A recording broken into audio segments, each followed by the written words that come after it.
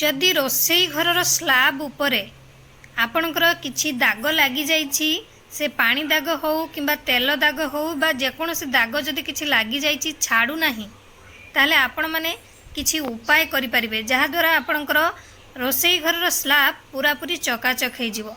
ताहले चलंतु कौन से उपाय कौन केमती सफा करबा आमे वीडियो माध्यम रु जानिबा। चलंतु। गुड आफ्टरनून आपण मानकु समस्त को मो तरफ नमस्कार।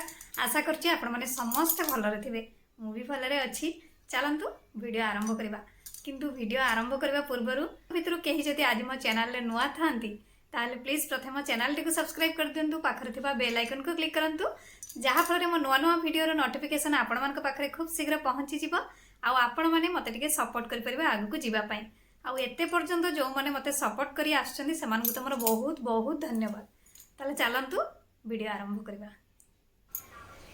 रोसई घर स्लाब रे जदि किछि पानी दाग बा तेल दाग बा अन्य कोनसी दाग लागि थाए तो आपण माने सेठी बेकिंग सोडा रो एक पेस्ट प्रस्तुत करंतु।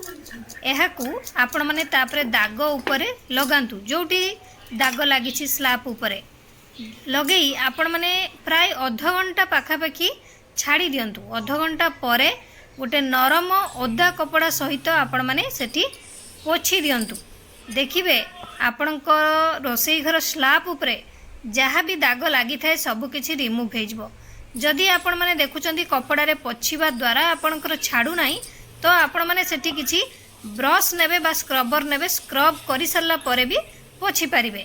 देखिबे आपणकर जेकोसी जहाँ भी दाग लागिछि सबकि चली जिवो। जदि आपण माने देखुचंती दाग पूरा जिदकर अछि हमर बेकिंग सोडा द्वारा जाऊ नाही तो से जगार आपण माने हाइड्रोजन पेरोक्साइड व्यवहार करि परिबे। हाइड्रोजन पेरोक्साइड रे गोटे कपड़ा भिजई नेबे एहाकू तापरे सेठी पोछिबे। देखिबे किछि मिनिट भितरे आपणकर दाग पूरा पूरी रिमूव हो जिवो। एही हाइड्रोजन पेरोक्साइड बहुत बढ़िया काम देइथा जेकोसी जिदकर दाग को हटाइबा पई। आशा करछि आपण मानकु वीडियोटी भल लागिथिबो। मु ताले रखुछि पुणी देखाबो नेक्स्ट वीडियो रे। किंतु आपण माने please like comment share subscribe करिया पे भूलिबेनी।